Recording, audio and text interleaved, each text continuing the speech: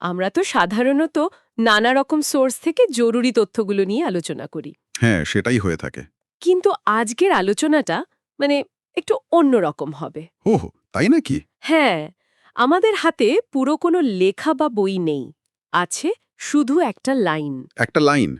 Interesting তো। ঠিক, বিস্মৃতির ওপারে এই শিরোনামের কনটেক্সটে লেখা লাইনটা হলো, তোমাকে কি কখনো ভুলতে পারবো? বাহ!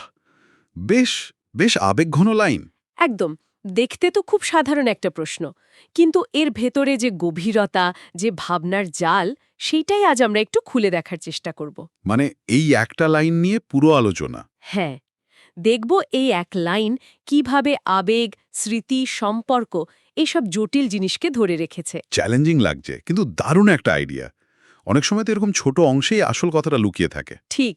দেখা যাক এই একটা লাইন আর ওই শিরোনামটা বিস্মৃতির ওপারে আমাদের কোথায় নিয়ে যায়। আচ্ছা, প্রথমেই যেটা চোখে পড়ছে সেটা হলো ওই যে শেষে দুটো আশ্চর্যবোধক চিহ্ন। হ্যাঁ, হ্যাঁ, ওটা খুব স্ট্রাইকিং।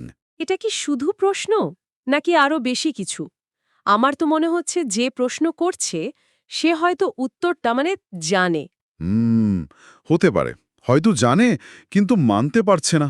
হ্যাঁ, অথবা এটা একটা আকুতি, একটা অসহায়ত্ব, যে না আমি ভুলতে পারছি না বা ভুলতে পারবই না। ঠিক বলেছেন। ওই জোড়াচিহ্ন কিন্তু শুধু তীব্রতা নয়, হয়তো একটা কি বলে ফাইনালিটি বা চূড়ান্ত অবস্থা বোঝাচ্ছে। ফাইনালিটি, আচ্ছা। হ্যাঁ, মানে যেন এর বাইরে আর কিছু নেই, এটাই শেষ কথা। আর তোমাকে শব্দটা খুব ব্যক্তিগত, তাই না? একদম খুব পার্সোনাল। মানে এই সব অনুভূতিটা একজন নির্দিষ্ট মানুষকে ঘিরে, যার প্রভাব এতটাই গভীর যে তাকে ভোলা যায় কিনা এই প্রশ্নটাই হয়তো অবান্তর। হুম, সম্পর্কের গভীরতা, বা হয়তো সম্পর্কটা নেই এখন, সেই হারানোর কষ্টটাও হতে পারে। দুটোই হতে পারে। অনুপস্থিতির তীব্র বেদনাও হতে পারে। আর শিরোনামটা বিস্মৃতির ওপারে, এই কথাগুলো তো আরও ভাবাচ্ছে। অবশ্যই, বিস্মৃতি মানে তো ভুলে যাওয়া। হ্যাঁ, তার ওপারে কি থাকতে পারে? শুধু স্মৃতি? নাকি স্মৃতির থেকেও বেশি কিছু, এমন কোনো স্তর যেখানে বিস্মৃতি মানে পৌঁছাতেই পারে না। খুব গুরুত্বপূর্ণ একটা দিক ধরলেন। বিস্মৃতির ওপারে থাকা মানে কি? বিস্মৃতিকে জয় করে ফেলা? হুম। নাকি এটা এমন একটা অবস্থা, ধরুন মানসিক বা সম্পর্কের, যা সময়ের সঙ্গে মোছে না? হতে পারে। হয়তো লেখক এটাই বলতে চাইছেন যে কিছু মানুষ বা কিছু অনুভূতি আমাদের মধ্যে এতটাই গেঁথে যায় যে তারা আর সাধারণ নিয়মে ভোলার জিনিস থাকে না। সত্তার অংশ হয়ে যায়। হ্যাঁ, অনেকটা তাই। আমাদের আইডেন্টিটির অংশ। আর তখন ওই প্রশ্নটা, তোমাকে কি কখনো ভুলতে পারবো, এটা আসলে একটা রিটরিক্যাল প্রশ্ন হয়ে যায়। যার উত্তরটা প্রশ্নের মধ্যেই আছে। একদম। উত্তরটা হলো না, পারবো না। কারণ তুমি বিস্মৃতিরও ওপারে। তার এই লাইনটা কিন্তু শুধু ইমোশন দেখাচ্ছে না, এটা স্মৃতি আর আমাদের পরিচয়ের মধ্যে যে একটা গভীর কানেকশন, সেদিকেও আলো ফেলছে। অবশ্যই।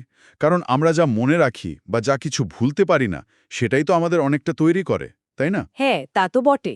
কোনো একটা স্মৃতি বা মানুষকে ভুলতে না পারা মানে তো সেটাকে নিজের পরিচয়ের অংশ হিসেবে মেনে নেওয়া। ঠিক। স্মৃতি তো শুধু অতীত মনে রাখা নয়, এটা আমাদের বর্তমান আমিকে গড়ে তোলার একটা প্রসেস। যে স্মৃতিগুলো আমরা ছাড়তে পারি না, সেগুলো আমাদের ভ্যালিউজ, আমাদের ডিসিশন, ফিউচারকেও তো প্রভাবিত করে। হুম। এই লাইনটা সেই সত্যিটাই হয়তো বলছে। যখন কেউ বা কিছু আমাদের পরিচয়ের অংশ হয়ে যায়, তখন তাকে ভোলা মানে তো নিজেকেই কিছুটা মুছে ফেলার মতো। নিজেকে মুছে ফেলা, বাহ! বিস্মৃতির ওপারে থাকা মানে হয়তো সেই অমোচনীয় পরিচয়ের কথাই বলা হচ্ছে। তাহলে এই ছোট্ট আলোচনার শেষে আমরা যেটা বুঝলাম, এই একটা লাইন আসলে মানুষের মনের গভীর যোগাযোগের শক্তিটা দেখাচ্ছে। হ্যাঁ, পরিচয়ের সাথে স্মৃতির যে অবিচ্ছেদ্য বাঁধন, আর ভুলে যাওয়ার বিরুদ্ধে আমাদের যে লড়াই, তারই একটা ছবি। সত্যি। একটা লাইনও যে এক কথা বলতে পারে। চমৎকার উদাহরণ। একদম। আর শেষে একটা প্রশ্ন শ্রোতাদের জন্য রেখে যাই, ভাবার জন্য। বলুন। আমরা যখন বলি কাউকে ভুলে গেছি, তখন কি সত্যিই তাকে পুরোপুরি ভুলে যাই? নাকি শুধু তীব্রতাটা কমে যায়? ঠিক, হয়তো সেটাই। আর বিস্মৃতির কি সত্যি কোনো ওপার আছে? নাকি ওটা আমাদের মনের তৈরি একটা নিরাপদ জায়গা, যেখানে খুব দামি স্মৃতিগুলো আমরা আগলে রাখি? ভাবনার বিষয়। এই লাইনটা আমাদের সেই দিকেই সোচনে বাধ্য করে, স্মৃতির প্রকৃতি, তার স্থায়িত্ব, এসব নিয়ে। ঠিক। এই নিয়েই আজকের মতো আলোচনা শেষ করা যাক।